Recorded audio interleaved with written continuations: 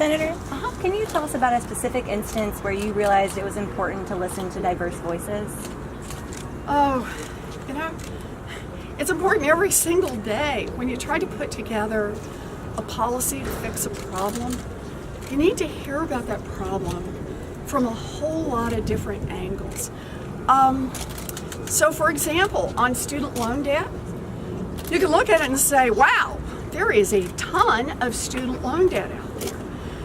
But when you start pulling that apart and talking to different people, what you come to understand is that students of color are more likely to have to borrow money to go to college. They're more likely to have to borrow more money while they're in college, and they're more likely to have a harder time paying off their loans once they get out of college. When you know that, you stop and back up and think, okay, so how should we design a student loan debt forgiveness program that accounts for that difference in a way that's going to give meaningful relief to people who've already taken one hard hit after another? Thank you. Senator Warren, Vice President Biden's supposed to get in the race tomorrow. Any reaction or message to him early before that happens officially? Good for him. Good to hear lots of voices. Senator, at your events across the country, have your voters asked you to speak out on the impeachment process against the president, or is that something that a decision you make unilaterally? So, I hadn't expected to say anything in particular about impeachment until I was on an airplane last Thursday, and the Mueller report came out, and I started reading it. And I read it throughout the rest of the flight. I read it throughout the rest of the evening. I read it until the early hours in the morning. And when I got to the last page of the Mueller report, I knew three things. A hostile foreign government had attacked the 2016 U.S. elections in order to help Donald Trump. Donald Trump had welcomed their help.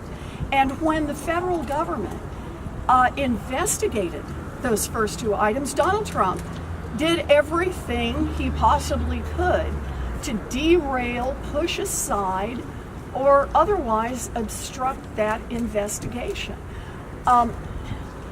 It's clear that Mueller believed that he could not bring an indictment against a sitting president. I don't agree with him on how he did his analysis, but under Trump Justice Department guidelines, that's where he was.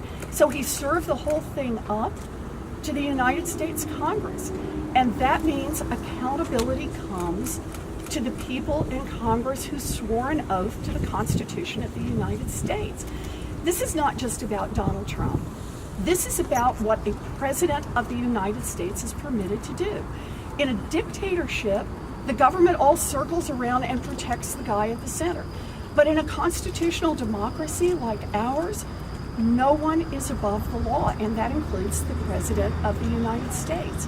So I read the report, and when I got to the report, it was clear to me that the House should initiate impeachment proceedings. We have one more question. Senator. Oh, right here. Senator, how important are women and women of color to this election? Women of color are the heart and soul of the Democratic Party and heart and soul of our nation. They're critical. Thanks, everybody. Thank you. Can you talk about what the maternal mortality rate you